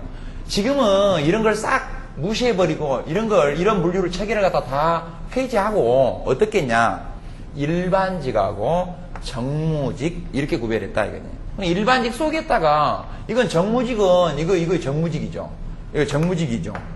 요것만 특수 경력직에서 정무직만 이렇게 분류를 해놓고 일반직 속에다가 여기에 다 집어였다 이거지. 여기에 특정직도 있고 이 기능직도 있고 여기에 계약직도 있고 여기에 별정직도 있고 일용직도 있고 이렇게 다 집어넣어버렸다 이거지. 무슨 말인지 알겠죠? 대답 안 해. 알겠지? 지금은 이렇게 분류를 했다. 그럼 이건 뭐냐면 일반직이란 말이 뭔 말이에요? 일반이란 말이 뭐예요? 일반이란 말은 모든 사람. 이 공무원의 문을 녹화하는데 모든 사람에게 열어놓은 것을 일반직이라 그래. 알았죠? 우리가 앞으로 내가 말이야 강의를 해나갈 때 일반적이란 말을 많이 쓸 거예요.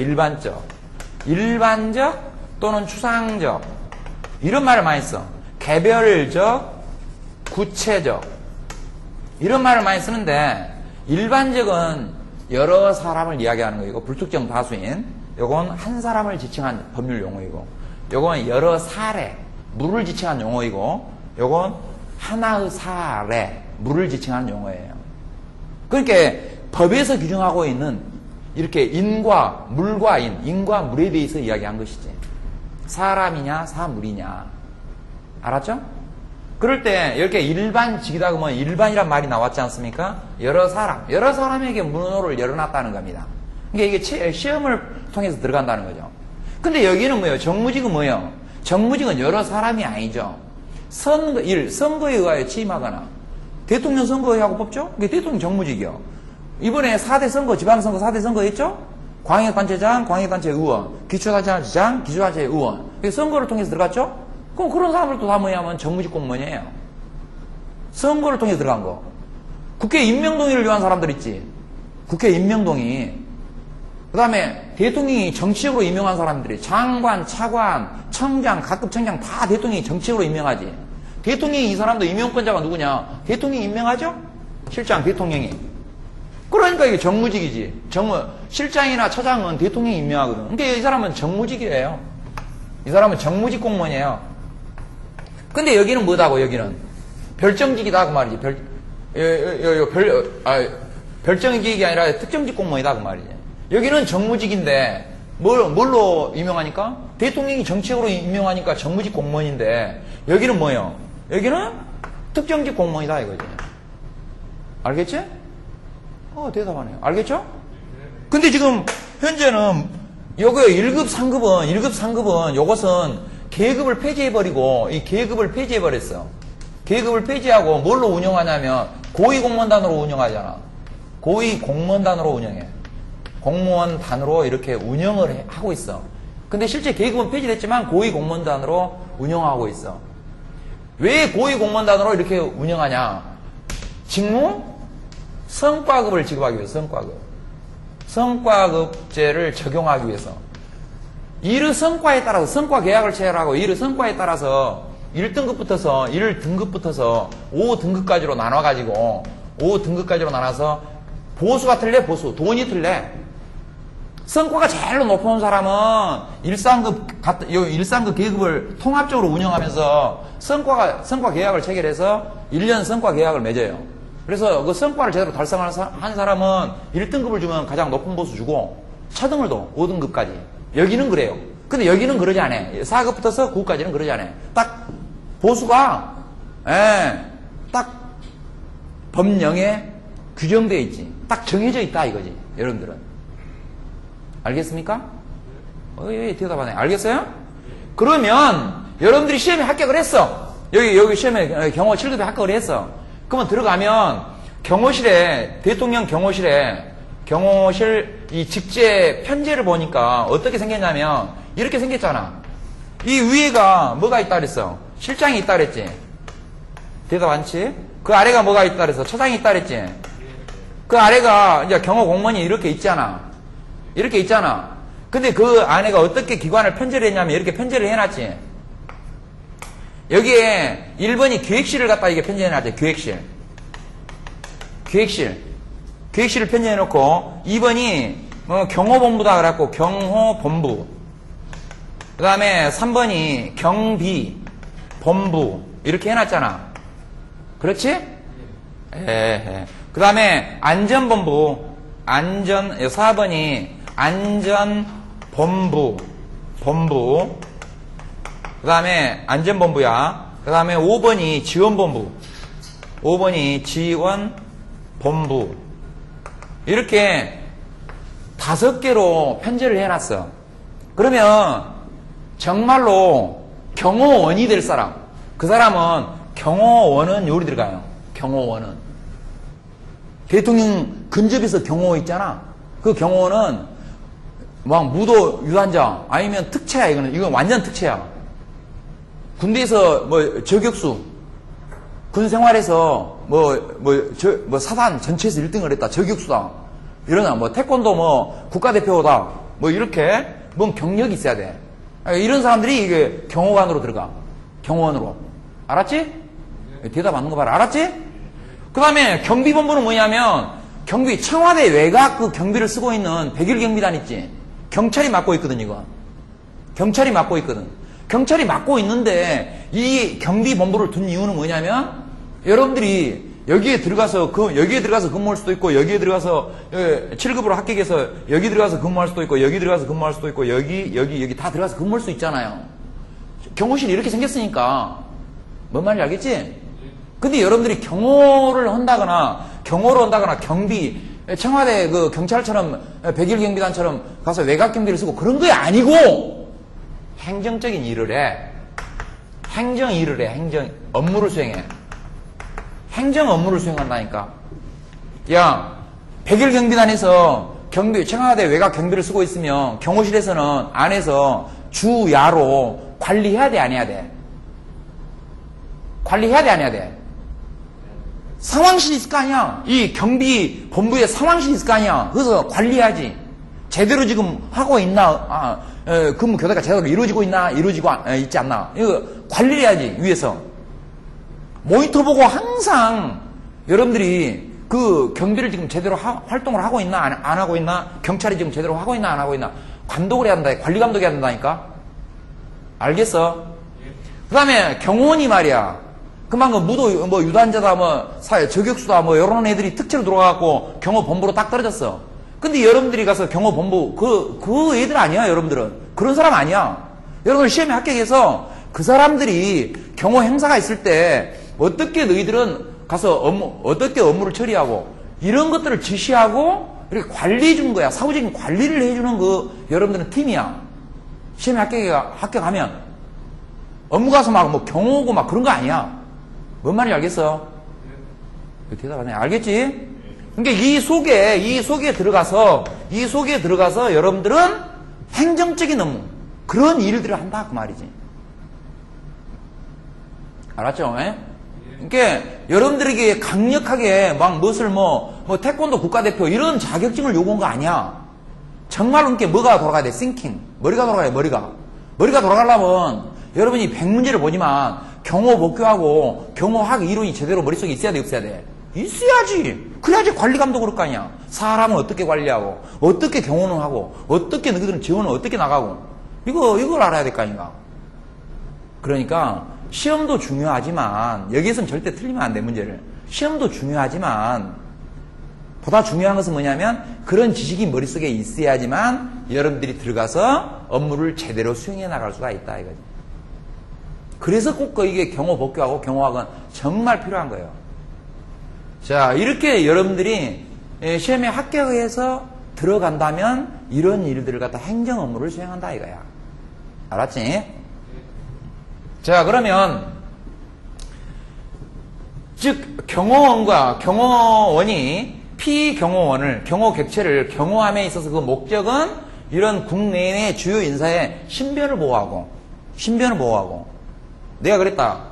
대통령 그러면 우리나라 대통령 또는 뭐 전직 대통령 그 다음에 대통령 권한대행자 또는 대통령의 이 대통령 당선인 이런 사람들은 신변을 보호할 건데 신변을 보호해 보니까 어찌 돼요? 권위가 유지되잖아. 권위 유지. 그렇지. 대통령의 권위가 유지돼 안 돼? 신변을 보호해주면 대통령 권위가 유지되잖아요. 권위라는 말하고 권위적이란 말은 완전히 틀린 말이야. 권위란 말은 아주 좋은 말이지. 권위는 대통령이 권위가 있다 그 말은 대통령의 그런 그 자리에 있을 때 저 일반 국민들 또 부하 직원들 대한민국 모든 사람들이 마음에 우러나서 대통령을 잘 따르는 분위기, 심리적인 분위기를 어소리티 권위라 그래요. 그러니까 권위는 대단히 그 자발성이 대단히 크지. 근데 권위적이다 그러면 권위가 나쁜 형태로 변질됐을 때 권위적이라 그래. 적자를 쓴 거예요. 권위는 좋은 말이야. 이렇게 우리 경호 주체가 피경호자, 대통령을 경호했을 때 그 대통령 권위를 유지해 주는데 도움을 주기 때문에 이런 경호 활동에 목적이 있다 이 말이지. 그 다음에 네 번째는 국위를 선양할 수 있지. 국위 선양. 자, 외국 원수나 외국 행정부 수반이 또는 수반 및 그 배우자가 저기 이번에 그 축구 그 월드컵 한 나라 어디요? 브라질이잖아. 브라질 여성 대통령 아니야. 남편하고 같이 왔어. 남편은 배우자니까 남편 아니야? 남편하고 같이 한국을 방문했다. 이 꼴 어째? 경호를 우리가 대통령 경호실에서 1차적 경호를 나가잖아. 여기에서. 그럼 너희들이 지원해주고 딱 나가면 어째? 공항에서부터 근접 경호잖아. 쫙 해주면 완벽하게 대한민국에서 그 브라질 여성 대통령이 대한민국에서 모든 행사 일정을 마치고 안전한 몸으로 자기 나라로 돌아갔다 이거. 어떻게 생각합니까? 외국 언론에 다 비춰지지. 어떻게 생각해? 대한민국이란 나라는 남북 대치 관계에서 대단히 그 위험성이 높다고 하더만 사회가 불안하다 그러더만 데모도 많고 불안하다 그러더만 이번 경호 온 것을 보니까 대통령 뭐 완벽하게 경호 온 거 보니까 대단히 대한민국은 가서 한번 각국 원수들이 그러겠잖아. 대한민국은 방문하기 좋은 나라다. 외국 사람들이 어떻게 생각했어? 모든 외국 사람들이 대한민국은 정말로 잘 법이 잘 집행되고 있는 나라구나. 이걸 인식하고 있잖아. 그런 걸 뭐라 그래? 국위선양이라고 하잖아.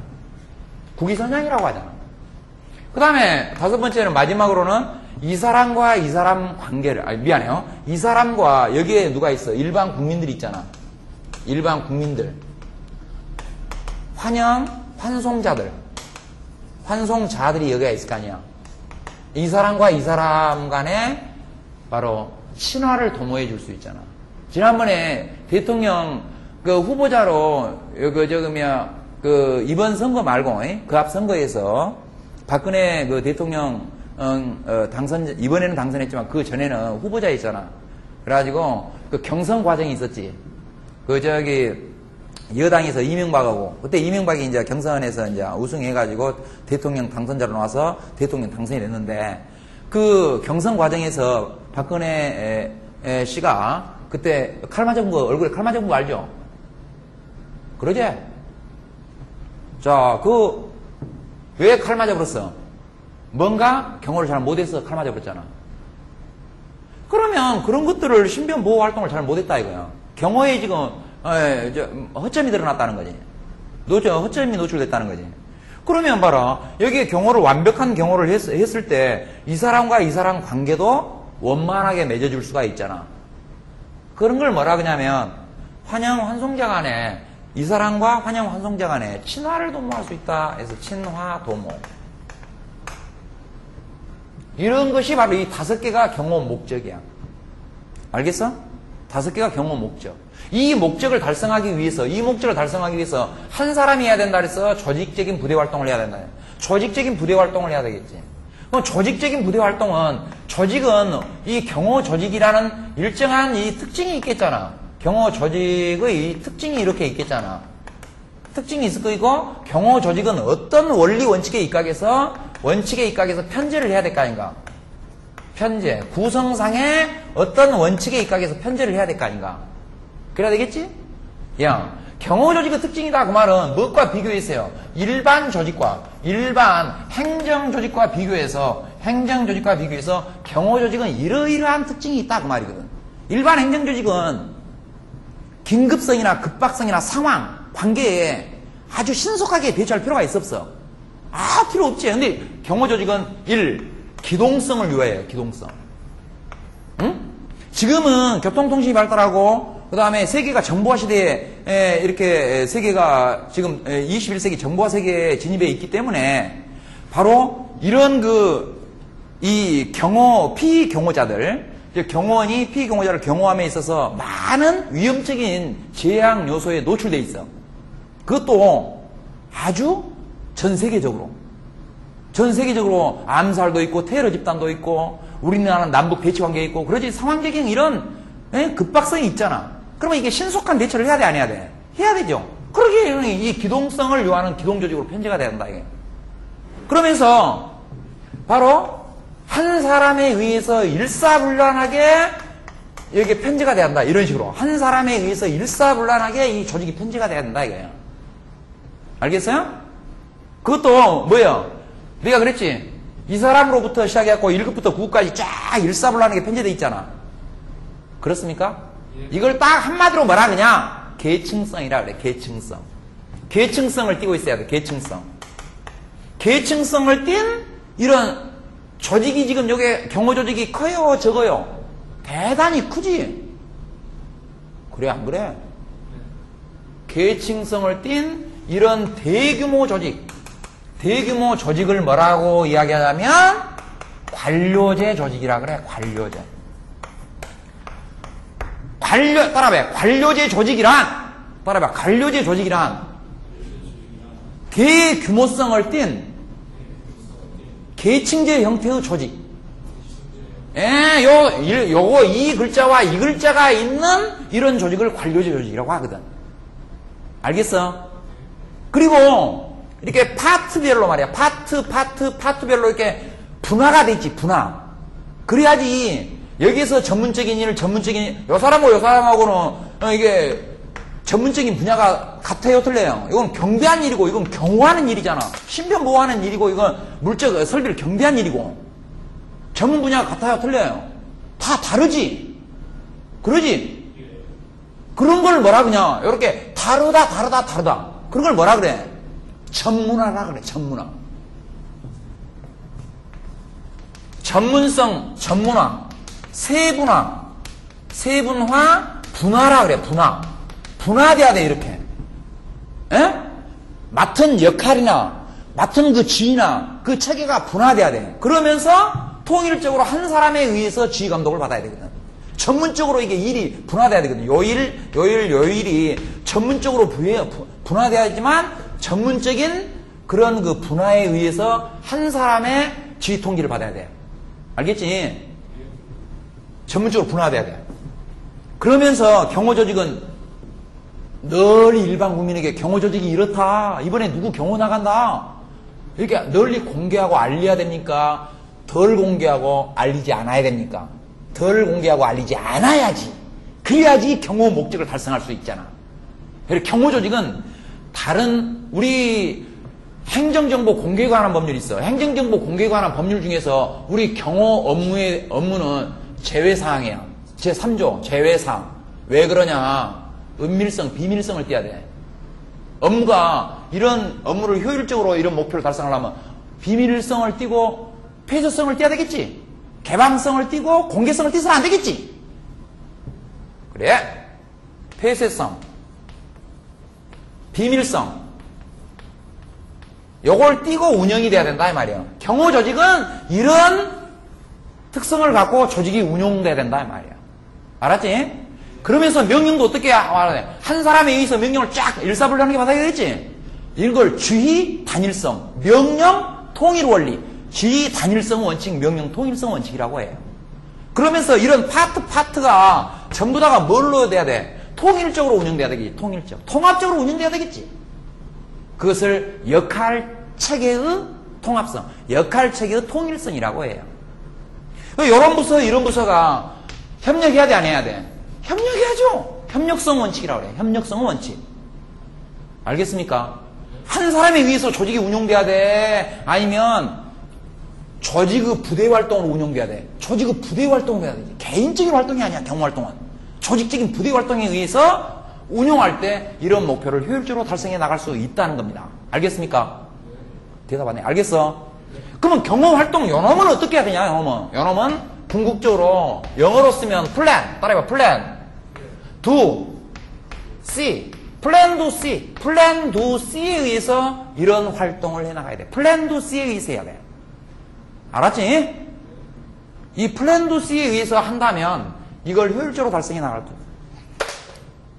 물론 이걸 둘러싸고 있는 이 전체적인 것을 갖다가 뭐라 그러냐면 환경이라 그래. 경호 환경이라 그래. 경호 환경이 있어. 경호 환경은 국내적인 환경도 있고 국외적인 환경. 암살, 아까 테러 작전 이런 거 알겠지? 이런 경호 환경이 있어. 물론 경호는 이거의 주된 일이지만 이제 정말 구체적인 업무에 들어가서 의전 활동도 해야 되겠지? 외국 국기는 어떻게 걸고 이런 거 있잖아. 여기에서 외국 국기는 어떻게 걸고 왜 단상이 있을 때 외국 원수는 어디에다 중심을 두고 우리나라 대통령 어디에 중심을 두고 외국 원수는 어떤 식으로 배열하고 자리 배열하고 이런 거 의전 활동이 있을 거 아니야. 경호 장비 권총 쳐야 돼 말아야 돼. 아니면 또 어떤 것을 활용해서 경호 수단들을 활용해서 경호 목적을 효율적으로 달성해 나갈까. 무전기 쳐야 돼 말아야 돼. 뭐 이런 것들 그런 걸 경호 장비라고 하지. 이런 부수적인 일도 있다 이 말이에요. 주된 것은 첫 번째. 그래서 저는 경호학을 이야기하면서 제 1장에서는 경호의 총소리 달에서 전반적인 이론을 공부합니다. 제 2장에서는 요것 배울 거예요. 경호 조직. 제 3장에서는 경호 작용 배울 거예요. 제 4장에서는 바로 경호 환경을 배울 거예요. 제 5장에서는 기타 활동들, 아까 의정 같은 거 이런 것들을 공부할 거야. 알겠어? 그리고 문제는 간단해. 너무 쉬워. 자, 문제만 잠깐 검토하겠습니다. 9페이지 보면 경호 법규 출제 예상 문제 그렇게 나와 있지? 대답 왔네요. 빠르게 접근하겠습니다. 나와 있죠? 1번 대통령 등 경호에 관한 법령상 대통령 경호실의 경호 대상으로 옳지 않은 것은 대통령 등 경호에 관한 법률 제4조에 나와 있는 것이야. 이게 딱 보니까 대통령 당선인과 그 배우자 및 직계 전비서 그랬지? 대답 왔네. 그렇지? 대통령 당선인하고 현직 대통령하고 똑같은 것이요. 이게 현직 대통령과 그 배우자 및 직계 전비속 그렇게 나오면 맞아. 직계 전비속이 들어간 것은 딱 현직 대통령하고 대통령 당선자만 그래. 근데 대통령 권한대행자 있잖아. 대통령 권한대행자는 뭐라고 나왔어? 배우자 직계 전비속 그러면 틀렸어. 권한대행자 따라해봐. 권한대행자와 배우자예요. 권한대행자와 배우자. 직계 전비속 들어가면 안 돼. 권한대행자는. 왜? 대행은 일식으로 오니까. 알겠습니까? 그 다음에 3번 봐봐. 본인의 의사에 반하지 아니하는 경우에 하나여 퇴임 후 10년 이내에 전직 대통령 있지? 따라해봐. 전직 대통령. 배우자와 그 자녀. 전직 대통령은 배우자와 그 자녀까지야. 알았어? 전속이 들어가면 돼, 안 돼? 안 돼. 전비속 볼 때 전속이, 배우자, 전비속이 들어가는 건 어디요? 현직 대통령하고 대통령 당선인하고. 알았지? 그 다음에, 대한민국을 방문하고 있는 외국 수반이나, 외국 원수나 수반도 뭐라고 나왔어? 그 자와 배우자까지만 나왔지. 대통령 대행자와 똑같이. 알겠습니까? 그래서 답은 2번이 정답이고, 3번, 우리나라 전직 대통령 경호에 관한 설명으로 맞지 않는 것은, 그랬어. 1번, 당연히 맞지. 7년이 아니라 10년이요. 법이 개정됐어. 경호실은 본인의 의사에 반하지 않는 경우에 하나여 10년 이내의 전직 대통령은 호의를 담당한다. 맞았어. 경찰청장은 10년이 지난 전직 대통령에 대해서 필요하다고 인정할 때 경호 경비를 실시한다. 맞았어. 설치가 아니야. 실시한다. 그 다음에 3번, 전직 대통령이 금고 이상의 형을 선고받은 경우에 그 즉시 호의를 받을 수 없다. 선고가 아니야. 금고 이상의 형이 확정된 경우에. 선고는 가입표 딱 찍고 확정 판결을 받은 경우에. 알겠습니까? 선고가 아니라, 선고는 아직 형이 확정되지 않는 걸 선고라 그래. 1심 판결에서 1심 공판정이 열렸을 때 재판장이 선고를 내래. 근데 선고 1심, 2심, 3심 쭉 1차 공판, 2차 공판 쭉 열리겠죠. 그 각각 공판을 선고라 그래요. 근데 맨 마지막에 확정 판결을 때리지. 확정 판결은 나와야지만 형이 확정된 거예요. 알겠죠? 선고가 아니라 확정해야 된다. 그 다음에 3번, 다음에 관한 필요한 사람이 아니라 사항을 규정하기 위한 법령은 그랬지. 1번, 대통령 경호에 필요한 안전대책과 업무협의. 안전대책과 업무협의 밑줄 딱 쳐놓으면 그것이 뭐냐? 대통령 경호 안전대책위원회 규정이에요. 규정. 알았지? 야, 규정이란 말이 있어도 그 규정은 뭐냐면 대통령령으로 생겼습니다. 규정 동글뱅이 딱 치고 이거로 대통령령으로 영이야. 규정이란 글자가 나왔으면 앞으로 영이야. 대통령. 자, 뒤로 넘겨보니까 다 경호 목적, 거리가 먼 거. 1번 국기선이 쫙쫙쫙쫙 나오는데 2번이 정답이지. 경호자의 신변 및 안전보호냐, 피경호자냐. 그렇지. 피자를 써야지. 요 사람은 신변 안전보호가 아니잖아. 경호 주체 신변보호가 안전이 아니라 이거 피경호자. 요 사람은 신변 안전보호 요거 해야지. 근데 요거 고르면 틀렸지. 그래 안 그래? 그러지. 5개. 5개. 경호조직의 특성과 원칙과 옳지 않은 거. 1번 쭉 보니까 1번이 틀렸네. 경호조직은 기구 단위, 권한, 책임 등이 경호 목적 달성에 기여할 수 있도록 통합돼야 돼. 이렇게 일단은 이렇게 분화돼야 돼. 전문화, 세분화돼야 되겠죠. 알았지? 어허. 여기 봐봐, 여기. 칠판 봐봐. 하나의 일을 다른 말로 뭐라 그래, 일을 업무라 그래, 업무. 업무가 뭐냐면 이거예요. 활동이야, 활동이고, 이게 작용이야. 같은 말이야, 이게. 이게 경호 일, 경호 업무, 경호 활동, 경호 작용. 같은 말이야. 근데 이 일은 말이야. 요 하나의 일은 뭐가 구성돼서 하나의 일이 돼야 되냐면, 1. 권한과, 플러스 2번 책임과, 플러스 3번 의무. 권한, 책임, 의무가 이렇게 결합이 돼서 하나의 일이 된 거야. 알았지? 이 요 일을 나누는 거, 나누는 것을 뭐라 그러냐면, 세분화라고 해. 세분화라고 해. 다른 말로 전문화라고 해. 같은 말이야. 세분화, 전문화라고 해. 근데 이 속에서 이것만 나누는 거, 권한만 나누는 것을 뭐라 그러냐면, 분권화라고 해.